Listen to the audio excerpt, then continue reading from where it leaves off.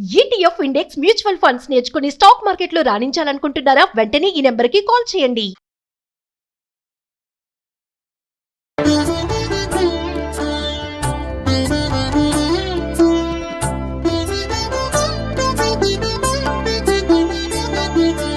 నమస్కారం. మాఘపురాణం 24వ అధ్యాయంలోకి వచ్చాం.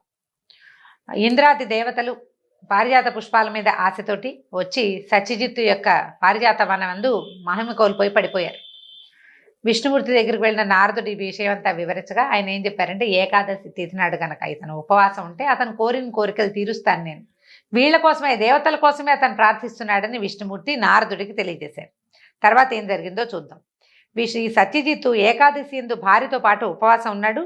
భగవంతుని శ్రీహరిని గంధపుష్పాదులతోటి అర్చించాడు. దేవతల హితాన్ని కోరి శ్రీమన్నారాయణ్ణి నిరంతరంగా జపిస్తూ అష్టాక్షరీ మంత్రం జపం చేసుకుంటూ జాగరణం చేశాడట. ఏకాదశి నాటి రాత్రి మొదటి జామునందే శ్రీహరి సత్యజిత్తుకు ప్రత్యక్షమయ్యారు. సత్రాజిత్తు పేరులాగా అనిపిస్తోందండి, అందుకని పొరపాటున ఎంతసేపు ఆ పేరు వస్తుంది. సత్యజిత్తు ఈయన పేరు. నీలమేఘం వలె నల్లని ఛాయ, నల్లని ముంగురులతో పద్మనేత్రాలతో ప్రకాశించు తిలకంతో విచిత్రమైన మకర కుండలాలు ధరించి వాటి కుండలాల కాంతితో చెక్కిళ్ళు ప్రకాశిస్తూ ఉండగా ఉన్నటువంటి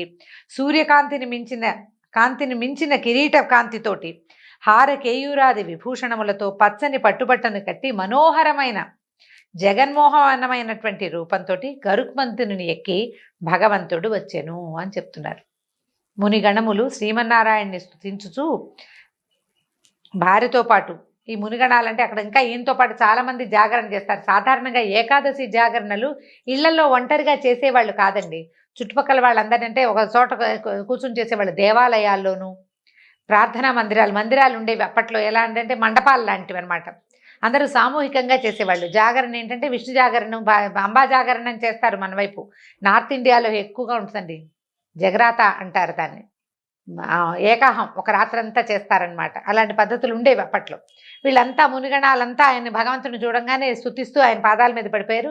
భార్యతో పాటు శ్రీమన్నారాయణని పాదాల మీద పడ్డాడు ఈ సత్యజిత్తు. నాయన, నువ్వు కోరిన వరాన్ని ఇస్తాను, కోరుకోమన్నాడట నారాయణమూర్తి. అప్పుడు సత్యజిత్ ఏమన్నాడంటే, దేవా, ఇంద్రాదులకి పూర్వం వలె సంచరించే శక్తి నీవు, వాళ్ళ మీద దయుంచు, తర్వాత నాకు నా భార్యకి నీ సాన్నిధ్యాన్ని అనుగ్రహించిన ఆయన చాలు అన్నాడు.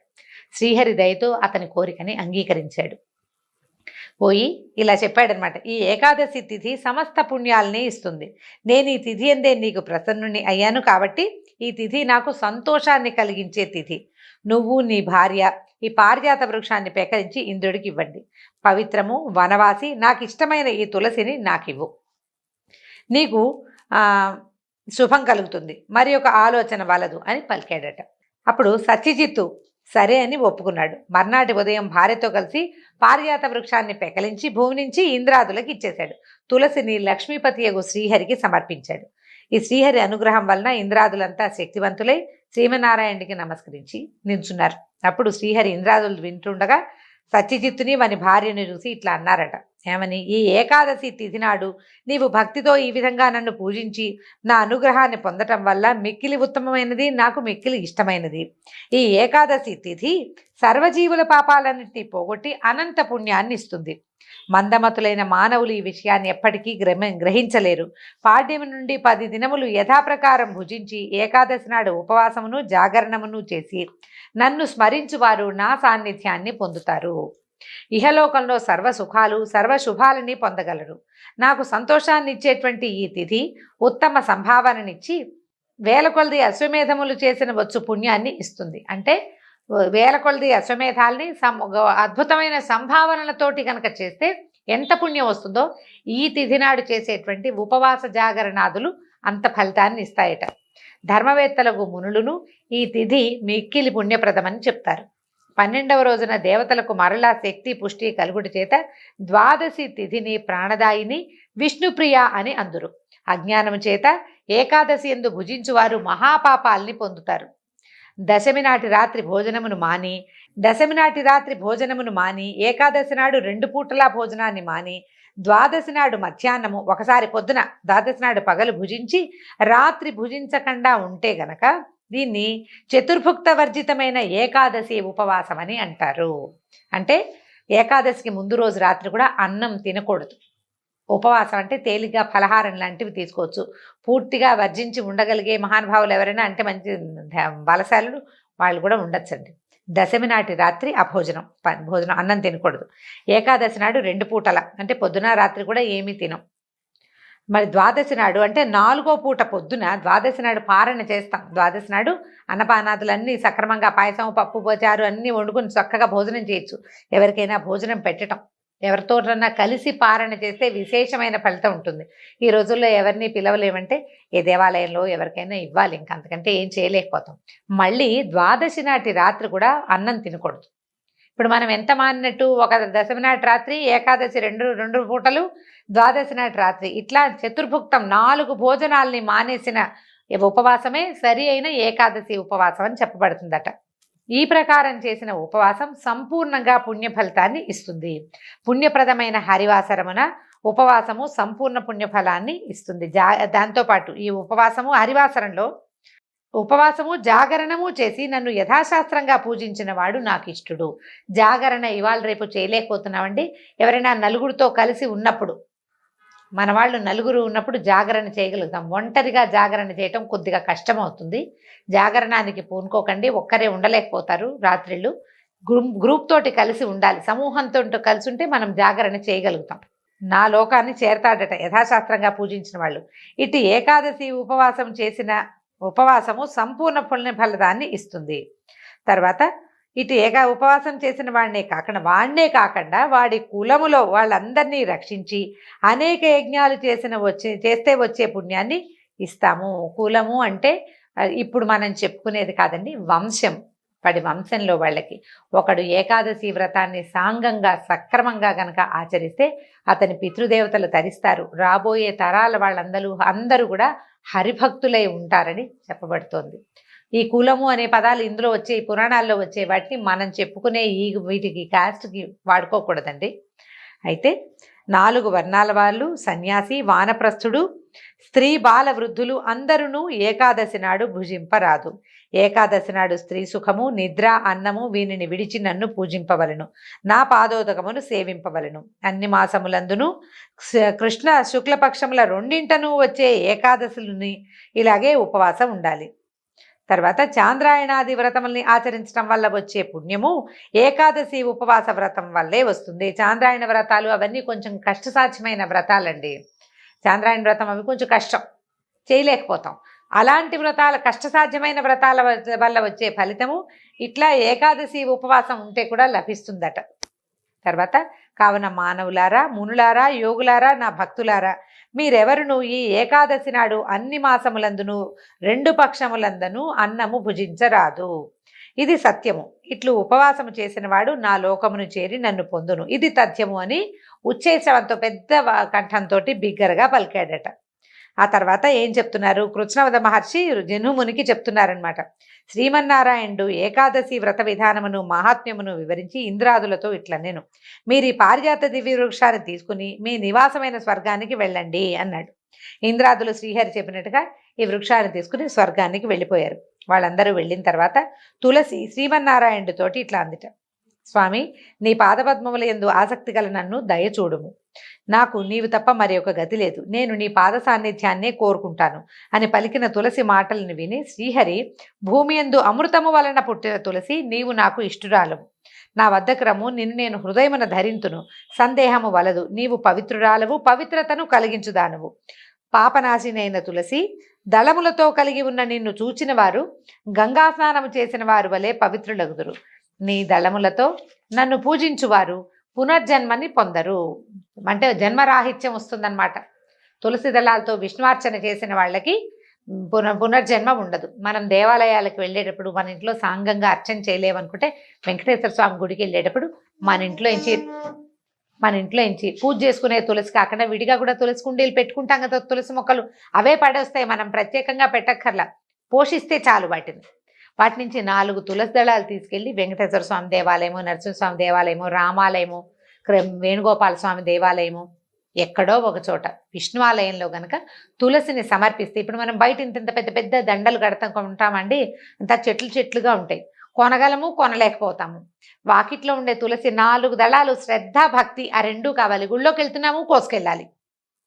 4 దళాలు తీసుకుని పట్టుకుని గనక వెళ్తే దేవాలయంలో అర్చన చేస్తారా, అయ్యవారు ఈ తులసి దళాలతో అర్చన చేయండి అని ఆ దళాలు సమర్పిస్తే స్వామికి ఎంతో ఇష్టం. అందులో మన శ్రద్ధ తెలుస్తుంది. అట్లా ఆలోచించి చేసుకోవచ్చు. దండలుగా కట్టి వేయించాలని భావించకండి అని లేవనుకోవద్దు. 4 దళాలు స్వామివారు ఒక్క తులసి దళం బరువుతోటి తూగేవాడు. ఆయనకు ఒక్క దళం కూడా చాలు. మనం ఇంట్లో కూడా అవకాశం ఉంటే తులసి దళంతో ఒక పూజ చేసుకోవటం, విష్ణువు ప్రతిమ కానీ ఒక ఫోటో కానీ ఉంటే ఒక తులసి పెట్టుకుని స్వామికి దండం పెట్టుకోవటం. దేవాలయానికి వెళ్ళినప్పుడు సాలంకృతమైన రూపం ఉంటుంది. ప్రతిష్ట కలిగిన చోట చక్కటి మంత్రంతో సాంగంగా పూజ జరుగుతుంది. అలాంటి చోట ఇస్తే ఇంకా విశేషమైన ఫలితం లభిస్తుంది అన్నమాట. అయితే ఏం చెప్తున్నారు, అమృతం నుంచి పుట్టింది కాబట్టి ఈ తులసి దళాల్ని మాలగా చేసి నా కంఠంలో సమర్పించిన వారు అంతులేనంత కాలము నా లోకమున ఉండి నాలో ఐక్యమవుతారు. మనం దండలు సమర్పిస్తే ఇంకా అమోఘంగా ఉంటుందట. నిన్ను తమ ఇండ్ల ఎందు గాని తోటల ఎందు గాని పెంచువారికి ఏ పాపాలు అంటవు. ప్రాతకాలమున నిద్రలేవగానే నిన్ను చూసి నమస్కరించిన వాడు ఆ దినమున ఆ రోజున సర్వ సుఖాలని పొందుతాడు. చిన్న శ్లోకం చెప్తున్నారండి. తులసి శ్లోకం అందరికీ తెలిసే ఉంటుంది, చెప్దాం. యన్మూలే సర్వతీర్థాని యన్మధ్యే సర్వదేవతాః యదగ్రే సర్వవేదాశ్చ తులసీత్వాం నమామ్యహం. ఈ శ్లోకం చెప్పుకుంటూ తులసికి కాసిన నీళ్ళు పోసి దండం పెట్టుకోవచ్చండి. అది చాలా మంచిది, విశేషమైనది. చిన్న శ్లోకమే, కొద్దిగా 2-3 సార్లు వింటే మీకు వచ్చేస్తుంది. ఈ శ్లోకాన్ని చదివి నమస్కరించాలి. తులసి దళాలతో నీటిని తమ శరీరంపై చల్లుకునేవాడు అపవిత్రుడైనను పవిత్రుడగును. నీ కుదురు మొదటిలో అంటే చెట్టు యొక్క మొదట్లో ఉన్న మట్టిని తిలకంగా నుదుటి మీద ధరిస్తే సర్వ సుఖాల్ని పొందుతాడు. యక్షరాక్షస పిశాచాదుల వల్ల వాటికి ఏ బాధ ఉండదు. తర్వాత అమృత సంభవ అయినటువంటి అమృతం నుంచి పుట్టిందట తులసి చెట్టు. అదే కదా మనం చెప్పుకున్నాం. నిన్ను లక్ష్మితో సమానంగా భావిస్తానని చెప్తున్నాడు విష్ణుమూర్తి. నువ్వు లక్ష్మి ఎంత ప్రత్యేకమైనదో నాకు హృదయస్థగా ఉంటుంది, హృదయంలోనే ఉంటుంది, నిత్యానపాయిని లక్ష్మీదేవి. అలాగే నిన్ను కూడా అదే విధంగా భావిస్తానని విష్ణుమూర్తి తులసికి చెప్పాడట. ఇన్ని వరాలు ఇచ్చాడు తులసికి. ఇచ్చేసరికల్లా తులసి దళాలను, కాండాలను, శాఖలను అన్నిటినీ శుభప్రదములైన తన మృదువైన చేతులతోటి తాకాడు, ముట్టుకున్నాడట చెట్టుని, తులసి చెట్టుని విష్ణుమూర్తి. ముట్టుకునేసరికల్లా చక్రధారి స్పర్శ వల్ల తులసి మరింత కాంతిని, పవిత్రతని పొందింది. అప్పుడు ఆ తులసి మనోహరమైన పవిత్రమైన స్త్రీ రూపాన్ని పొంది శ్రీహరి అంశని పొందింది. మాయావి జగదీశ్వరుడు అంటే మాయావి జగదీశ్వరుడు అయిన శ్రీహరి లోక సంరక్షణార్థమై తులసిని నియమించను. శ్రీహరి ఎడమ చేత్తో తాకబడిన భాగము కృష్ణవర్ణమై కృష్ణ తులసి అని పేరు పొందెను. ఆ వైపున ఉన్న ఇతర వృక్షములను తులసి సాన్నిధ్యములచే పరమ పవిత్రములయ్యను. ఈ తులసి ఉన్న ప్రదేశము పాపములను పోగొట్టును. అప్పుడు శ్రీహరి సత్యజిత్తును చూసి, నీవు నాకు పూజ చేసి బ్రాహ్మణ సమారాధన చేసి నువ్వు నీ భార్య భుజించండి నాయన అంటే 11 రోజుల నుంచి ఉపవాసం ఉన్నాడు కదా సత్యజిత్తు, అతని భార్య దేవతల కోసం భోజనం చేయమన్నారు. అట్లాగే ఈ సత్యజిత్తు ఏం చేశాడు, ఈ భగవంతుడైన శ్రీహరిని పూజించి బ్రాహ్మణులకి భోజనం పెట్టి తను భార్య కలిసి భోజనం చేశారు. ఈ రకంగా ఈ వ్రతం పూర్తి చేసినటువంటి ఈ సత్యజిత్తుని, అతని భార్యని భగవానుడు గరుడారూఢుడై తులసితో సహా ఈ సత్యజిత్తుని, అతని భార్యని తనతో పాటు తీసుకెళ్ళాడట, విష్ణులోకానికి తీసుకెళ్ళిపోయాడు. తర్వాత ఇది ఏకాదశి వృత్తాంతం. ఏకాదశి తిథి అశ్వమేధ సహస్ర ఫలితాలను ఇచ్చిందని అర్థమైంది కదా అని జన్హు మహర్షికి చెప్తున్నారన్నమాట కృష్ణమధులు. అన్ని ఏకాదశుల్లోనూ మాఘమాసమందలి ఏకాదశి మరింత శుభప్రదము. ఈ నెలలో వచ్చింది, మనకు అవకాశం ఉంది. ఆనాడు ఉపవాసం ఉండి శ్రీహరిని పూజించి జాగరణ మంత్రానుష్ఠానము స్మరణము చేసిన వారు శ్రీహరికి ప్రీతిపాత్రులై సాలోక్యమును సాయుధ్యమును పొందురుదురు. బాగుంది కదా, విష్ణు సాయుధ్యము విష్ణు సాలోక్యము లభిస్తుందన్నమాట. ఏకాదశి నాడు ఉపవాసము, ద్వాదశి నాడు పారణ ముఖ్యము. ఎందుకంటే ఈ ద్వాదశి పారణకే మనం అమరీషుడి కథ చెప్పుకుంటాం. ద్వాదశి పారణ చాలా ముఖ్యమైంది. ఆనాడు బ్రాహ్మణులకు భోజనం పెట్టి యథాశక్తిగా గోదానము, భూదానము, వస్త్రదానము, సువర్ణదానము, సాలగ్రామ శీలాదానము మొదలగున్నవి ఉత్తముడైన బ్రాహ్మణులకు కానీ బహువిధంగా హితోయుతంగా ఇవ్వగలిగితే మరీ మంచిది. ఇవ్వలేకపోతే ఒక్క బ్రాహ్మడికైనా దానం చేయటం మంచిదట.